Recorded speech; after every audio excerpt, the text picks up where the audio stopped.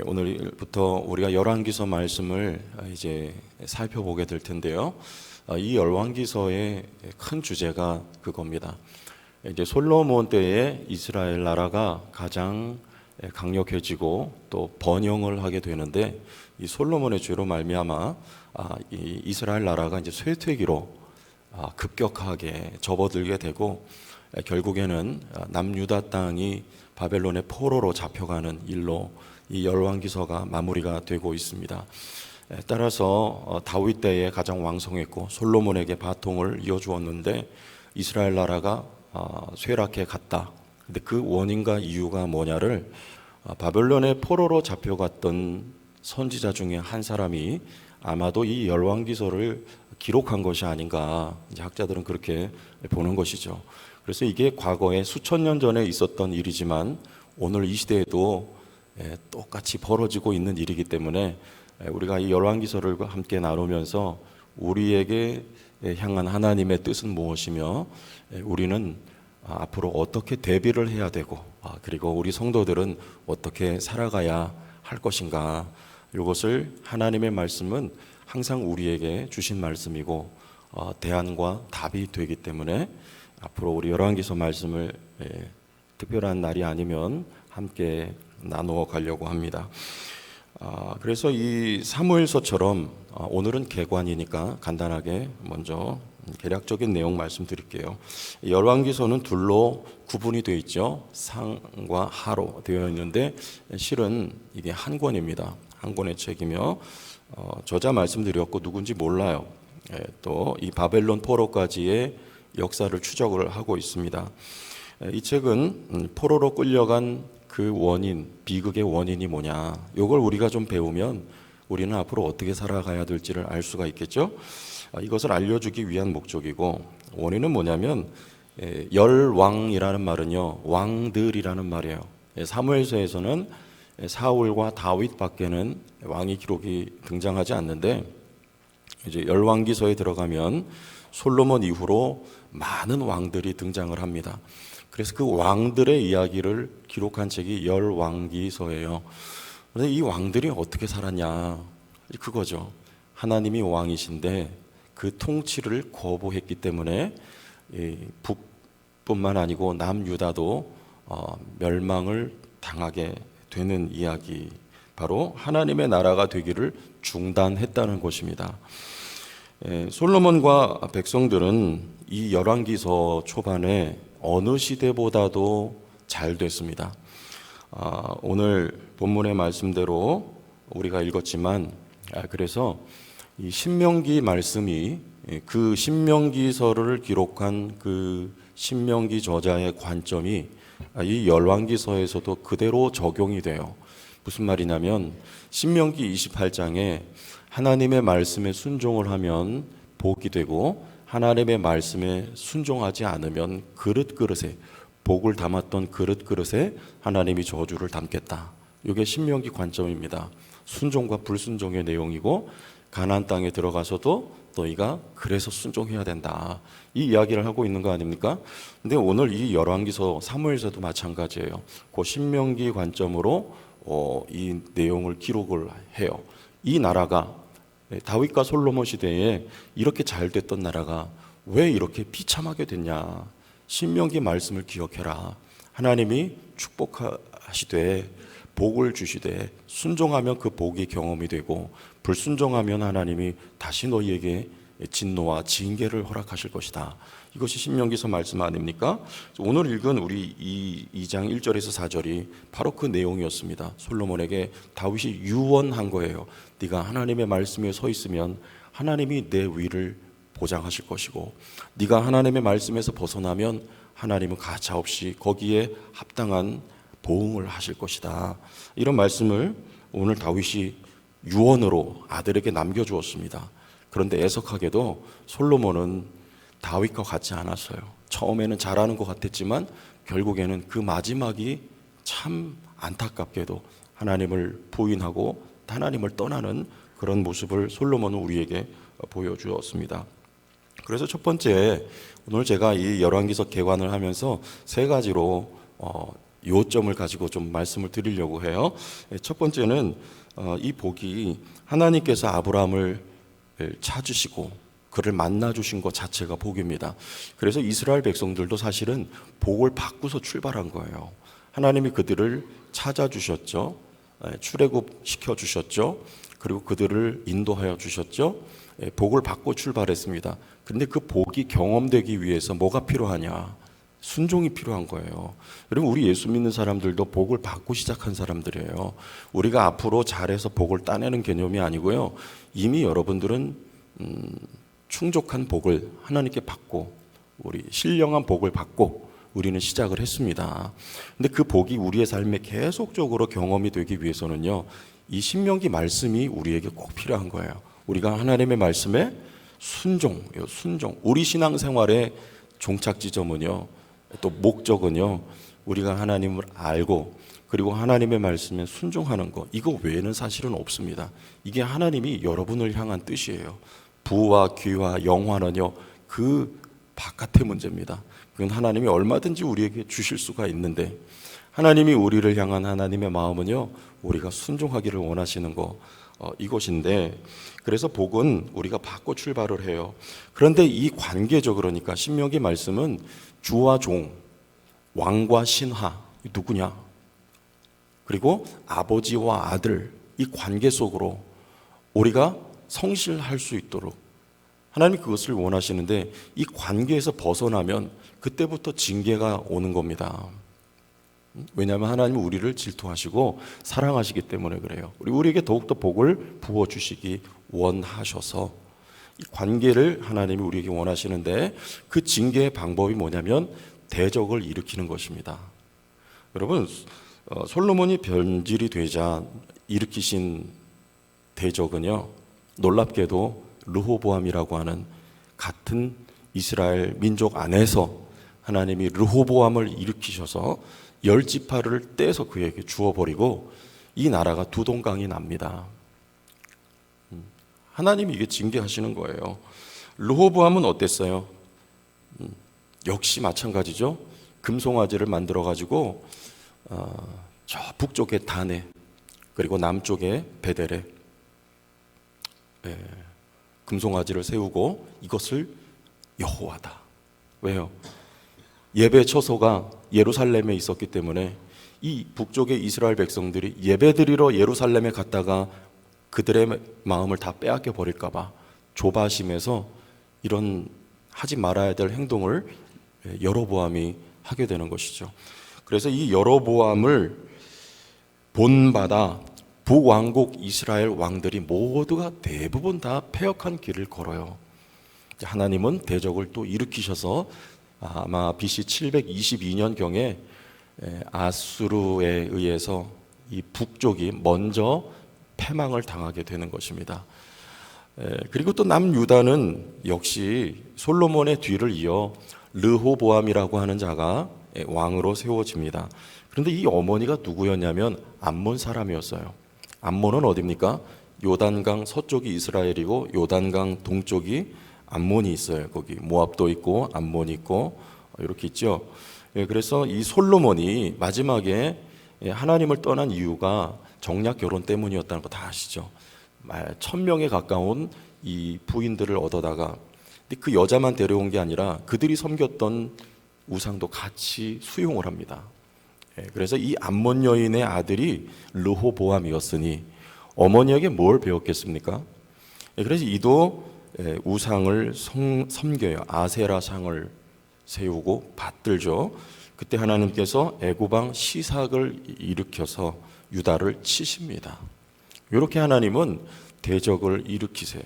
그래서 징계를 하시는 것이죠. 결국 남유다 땅도 아마 586년경에 바벨론에게 포로로 끌려가는 이런 참 불운한 마지막을 맞이하게 되는데, 그런데 이것은 마지막이 아니었다는 것을 성경은 우리에게 말씀을 합니다. 대적을 일으켜서라도 하나님은 내가 복을 받게 하시겠다는 거예요. 대적 때문에 하나님의 백성들이 깨닫고 주께로 다시 돌아올 수 있도록 하나님이 가시를 통해서 이스라엘 백성들을 찌르고 그들이 아픔을 느낀 나머지 아버지를 기억하고 다시 돌아올 수 있도록 마치 탕자와 같이. 그러니까 이것은 심판이지만 동시에 우리가 징계라고 표현을 하는 것이고, 이 징계를 하나님이 오늘날 우리에게도 허락하시는 이유는요, 우리를 복되게 하시겠다는 또 다른 하나님의 사랑의 표현인 것입니다. 그래서 하나님은 우리에게 언약을 하셨어요. 아브라함에게 내가 복, 또 하나는 너로 말미암아 모든 민족이 복을 받게 하리라. 이 하나님의 언약하신 말씀을 성실하신 하나님은 이루시고야 마신다. 솔로몬뿐만 아니라 비록한 왕들의 죄악이 그 하나님의 성실하심을 막지 못한다는 것을 열왕기서는 우리에게 보여주는 것입니다. 우리의 패역함과 우리의 불성실함과 우리의 죄악에도 불구하고 누가 일하신다는 것입니까? 하나님은 일하신다는 것입니다.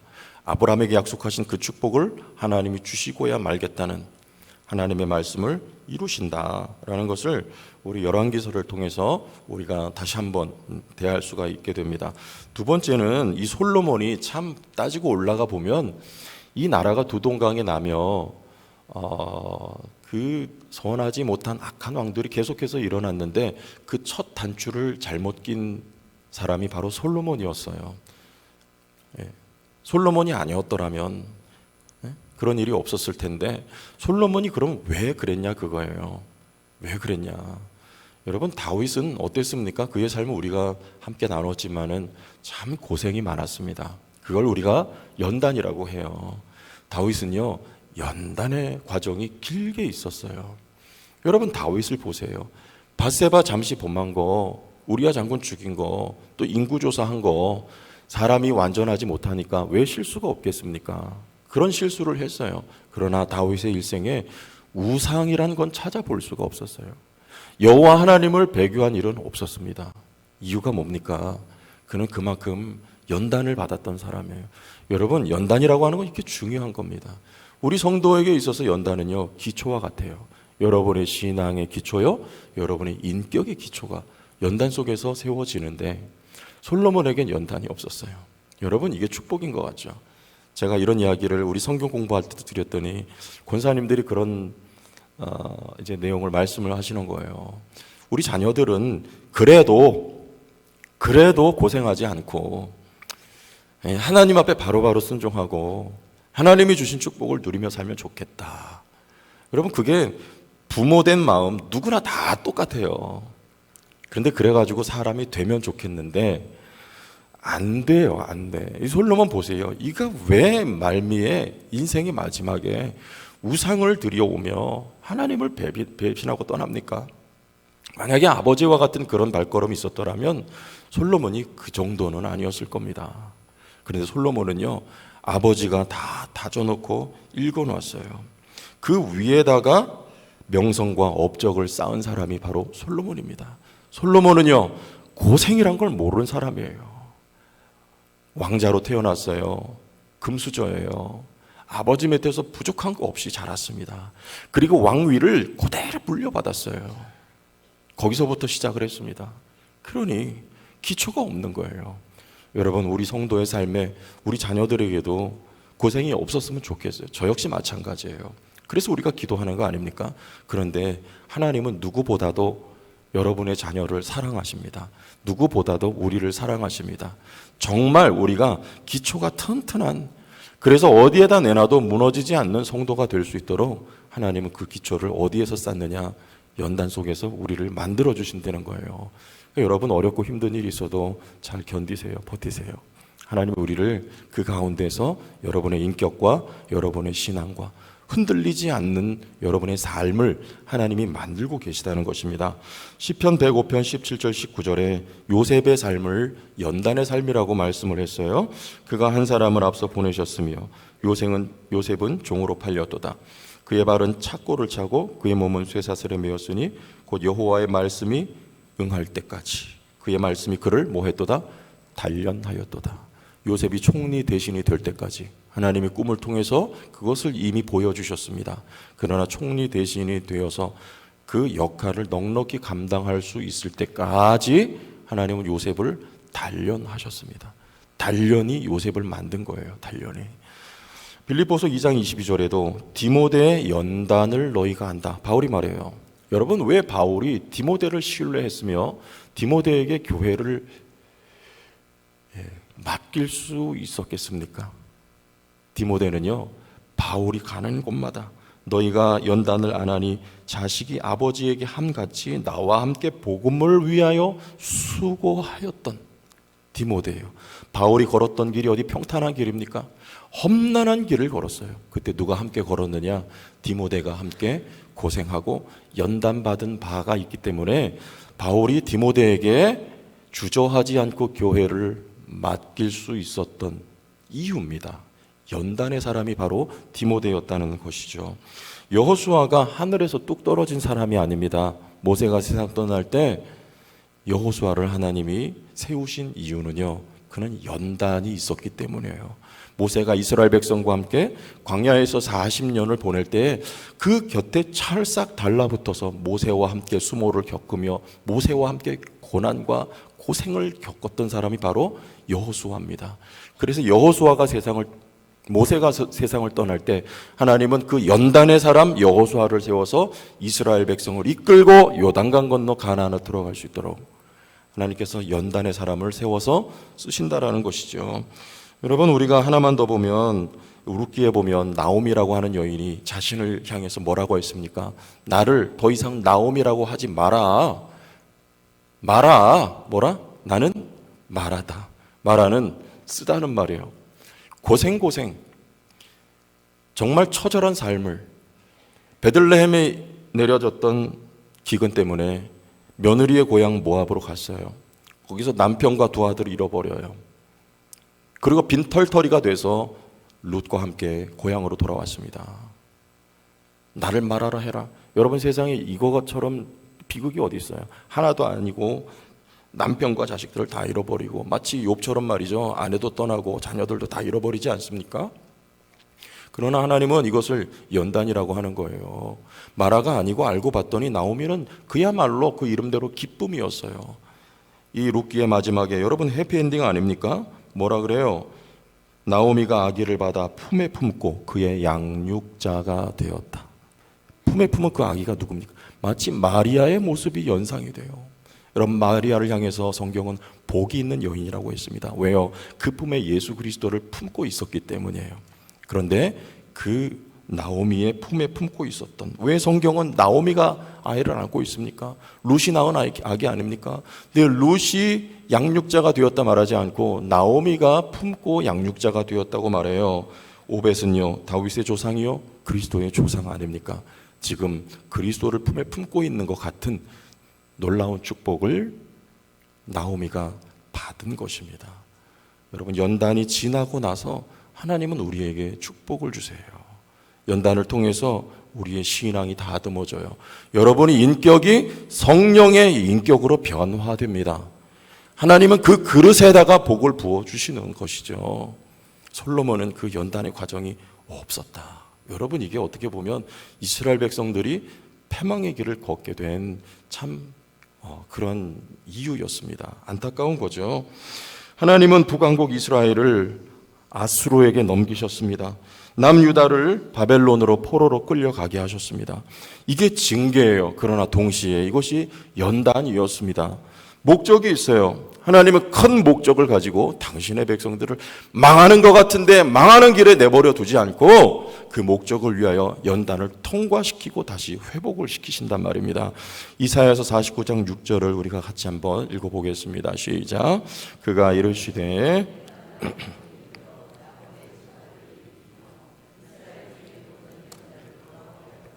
매우 쉬운 일이라 내가 또 너를 이방의 빛으로 삼아 나의 구원을 베풀어서 땅끝까지 이르게 하리라. 아멘. 왜 이스라엘 백성을 북쪽은 포로로 패망케 하시고 남쪽을 하나님이 바벨론의 포로로 끌려가게 하셨는가? 하나님의 목적이 있었습니다. 그들을 연단 훈련하여서 이방의 빛으로 삼기 위해서 이스라엘 백성들에게만 하나님 복을 주시는 것이 아니라 이 백성으로 말미암아 그리스도가 이 땅에 오게 하시고 그리스도로 말미암아 이방이 복을 받게 하겠다. 이게 바로 하나님께서 아브라함에게 하셨던 약속입니다. 너로 복을 받게 하고 너로 말미암아 모든 족속이 복을 받게 하리라는. 하나님은 신실하신 하나님이요, 하나님은 구원의 하나님이요, 하나님은 살아 역사하시는 하나님이요. 여러분의 삶에 고난과 연단이 있어도 하나님은 여러분을 복 주신 것입니다. 여러분으로 말미암아 여러분 자신뿐만 아니라 이방의 빛으로 성도교회를 쓰시기 위하여서 하나님은 연단하고 훈련하셨던 것입니다. 우리의 삶의 연단은 꼭 있어야 할 것이다. 우리 열왕기서를 보면서 그런 내용도 함께 살펴보게 될 것입니다. 한 가지만 더 보면, 오늘 처음에 우리 주제 영상으로 띄워드렸던 내용하고 이제 결론 부분에서 그 답을 제가 함께 나누려고 하는 것입니다. 하나님은 여전히 일하십니다. 유럽교회, 우리 대한민국 교회, 부흥의 때가 있었고 쇠락의 길이 있는 것입니다. 역사 속에 그게 반복이 됐어요. 여러분, 저 로마의 기독교도 콘스탄틴 대제가 313년에 기독교를 공식적으로 인정을 하고 국교로 받아들였습니다. 그런데 그게 문제가 돼가지고요, 기독교가 쇠락의 길로 들어간 거예요. 당시를요, 오죽하면 암흑시대라고 했습니다. 캄캄한 시대의 영적으로요. 그러나 그 쇠락의 끝에 하나님은 루터라고 하는 인물을 일으켜서 다시 부흥의 역사를, 부흥의 불을 하나님께서 일으키시는 거예요. 쇠락과 부흥과 쇠락은 역사 속에 계속 반복되어 왔습니다. 그러나 2023년 대한민국 교회는 쇠락의 길로 접어든 것이 아닌가. 그러나 여러분, 이건 하나님의 뜻과 섭리와 경륜 가운데 있는 거예요. 우리는 그때에 어떻게 해야 할 것인가, 이걸 우리가 열왕기 말씀을 보면서 답을 좀 찾아보는 것이죠. 여러분, 이 열왕기사에 대표적인 두 선지자가 나옵니다. 이 선지자는요, 책을 쓰지를 않은 걸로 나와요. 엘리야와 엘리사의 사역이 돋보이게 조명이 되죠. 이때 이스라엘은요, 영적으로 심각한 때였어요. 그냥 두면 안 되기 때문에 하나님이 선지자를 일으켜서 그들로 하여금 참 놀라운 기적들을 일으키시는 거예요. 매우 위급하고 심각한 영적인 상태였기 때문에 하나님의 살아계심을 이스라엘 백성들로 보게 하여 주시고 그들에게 가르쳐 주시기 위한 목적이었던 것입니다. 이 왕들이 특히 아합 왕 때에 그 시돈의 왕의 딸을, 이세벨을 부인으로 맞이하지 않습니까? 이 솔로몬 때부터 시작한 거예요, 이게. 그래가지고 그 바알이 여러분 풍요의 신이잖아요. 이스라엘 백성들이 여호와는 명분산 여호와, 그리고 실제적으로 섬긴 거는 이 바알을 섬겼단 말입니다. 왜요? 이 땅에 바알이 풍요의 신이기 때문에 우리가 그를 섬기고 우리가 풍요한 시대를 살아가기 원한다, 이런 내용이었습니다. 여호와 신앙을 배교하고 이방신을 도입한 거. 그러나 풍요의 신은 누구냐? 하나님은 이스라엘 백성에게 이것을 엘리야를 통해서 가르쳐 주시는 것입니다. 3년 반 동안 비가 오지 않은 이유가 뭡니까? 그리고 3년 반이 지나면 여러분 상상해 보세요. 그리시네가의 물이 다 말라버릴 수밖에 없었던 그런, 나라가 망할 수밖에 없는 그런 기근입니다. 그리고 3년 반이 지나고 엘리야가 바알의 아세라 850대 1로 승리를 거둡니다. 그리고 그들이 비로소 여호와로라 여호와로라, 여호와의 이름을 인정할 때 바알이 아니고 여호와로라. 그때 하나님께서 하늘문을 여시고 온 땅에 비를 내리십니다. 풍요의 신이 누굽니까? 여호와 하나님이라는 거예요. 하나님 그것을 이스라엘 백성들에게 교훈하시는 것입니다. 여러분, 그 기근 중에 엘리야를 하나님께서 어디로 보내십니까? 시돈 땅으로 보내요. 사르밧 과부를 만나게 하십니다. 그 시돈 땅이요, 이 바알 신의 진원지예요. 본산지예요. 하나님은 아예 바알 신이 시작되었던 그 본산지로 엘리야를 보내서 거기서 사르밧 과부를 통해서 기적을 일으키세요. 통의 가루가, 기름이 그쳐지지를 않습니다. 하나님의 역사였습니다. 풍요의 신이 누구냐? 바알 신이, 바알 숭배가 가득한 그 땅에서 풍요의 신이 누구냐를 하나님께서는 천명하고 계신 것입니다. 하나님이라는 거예요. 이것을 엘리야를 통해서 또 엘리사를 통해서 자기 백성들에게 하나님이 가르쳐 주셨던 것이죠. 엘리야는 850대 1로 바알과 아세라 선지자를 이깁니다. 그때 너무나 마음이 사이다처럼 시원했어요. 통쾌했습니다. 그리고 엘리야는 신이 나서 아합의 마차 앞에서 허리를 동이고 달려갑니다. 그때 하나님께서 비를 내려주시는데, 그럼에도 불구하고 이사벨은 엘리야를 죽이겠다고 서슬퍼런 칼을 들고 엘리야를 향해서 위협을 가할 때 엘리야는 다시금 영적인 탈진을 맞이하게 돼요. 그때 도망갑니다. 사명의 자리를 버리고 도망을 갑니다. 바람과 지진과 불이 아니라 하나님은 엘리야에게 세미한 음성으로 말씀을 하셨어요. 엘리야는 기대했습니다. 지금도 지난번처럼 바람과 불과 지진 가운데서 하나님이 가슴 시원하게 역사하여 주시기를 엘리야는 기대했지만 하나님은 그것이 다 지나가고 세미한 음성으로 엘리야에게 말씀하셨습니다. 여러분, 어쩌면 오늘 우리는 그러한 역사를 기대하고 있는 거 아닙니까? 1907년에 평양에 대부흥이 일어났을 때, 또 1950년대, 60년대, 70년대 대한민국 땅에 놀라운 부흥의 역사가 있었을 때, 여러분, 우리는 물론 그때를 그리지만 지금도 하나님은 그와 같이 역사하셔야 하나님이 일하시는 것이라고 우리는 느끼고 사이다 같은 하나님의 역사를 기다리고 있는 거 아닙니까? 지금 그렇지가 않아요. 어쩌면 하나님은 이 시대에 우리에게 세미한 음성을 들려주고 계신지 모르겠습니다. 중요한 것은 세미한 음성이든 아예 하나님의 음성이 없든 하나님은 일하고 계시다는 거예요. 내가 일하니 너도 가서 일하라. 하나님이 말씀하고 계신 것입니다. 내가 어찌하여 여기 있느냐. 오늘 우리에게 주시는 말씀이에요. 너에게 내가 부탁한 일을 너는 하라는 거예요. 엘리야는 나만 혼자 남았다고 말합니다. 어쩌면 앞으로 20년이 지났을 때 나만 혼자 신앙생활하는 것 같은, 교회는 많은 교회가 문을 닫아버리고 많은 젊은이들이 기독교를 떠나고 어쩌면 백발이 성성하게 되어서 나만 혼자 남은 것 같은 그 시대를 우리가 살아갈지 모르겠습니다. 그러나 하나님은 다른 말씀하시지 않아요. 어찌하여 내가 여기 있느냐. 너는 지금 가서 다메섹 하사엘에게, 님시의 아들 예후에게, 사밧의 아들 엘리사에게 기름을 부어라. 사람을 세우라는 것입니다. 하나님은 일하신다는 것입니다. 너가 아니라도 엘리사를 세워서 내가 그의 갑절의 영감을 부어 그를 통해서 일하리라. 예후를 통하여서 하나님은 아합의 일가를 진멸시키십니다. 오늘 이 시대에 우리 교회에 하나님이 주신 일을 하면 됩니다. 사람을 세우는 것입니다. 우리는 수요, 우리는 규모에 눈이 멀어 있는지 모르겠습니다. 하나님은 그렇지가 않아요. 하나님은 사람을 세워서 막대기처럼 글을 쓰셔서 당신의 언약을 이루시는 것입니다. 나 혼자 남은 거 아닌가? 아니요. 하나님은 바알에게 입 맞추지 아니하고 무릎 꿇지 아니한 7,000일을 남겨뒀다고 말씀하십니다. 하나님은 사람을 남겨두셨어요. 여러분이 어두운 시대 영적으로 암흑기를 어쩌면 살아가는 여러분들, 우리 성도 교회는요, 이 말씀을 우리가 그대로 받았으면 좋겠습니다. 우리에게 주어진 사명이 있습니다. 솔로몬은요, 번영의 눈이 멀었어요. 그것이 차라리 없었더라면 어쩌면 이 시대의 번영의, 교회도 마찬가지예요. 번영의, 번성의 눈이 멀어버린 거 아닙니까?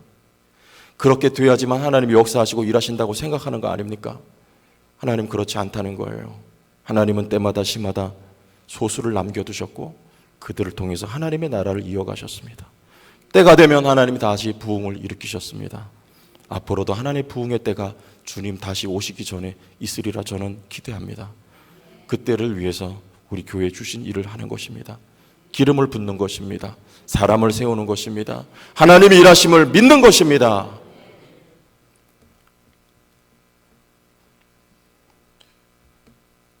중요한 건 내가 신자 되는 겁니다. 그리고 하나님께 대한 나의 기대를 내려놓고 나를 향한 하나님의 기대를 수용하는 것입니다. 하나님께서 우리 교회와 여러분의 삶을 통해서 힘들고 어려운 시대에라도 살아서 역사하시는 하나님이 일하시고 당신의 선하고 거룩한 뜻을 이루어갈 줄로 믿습니다.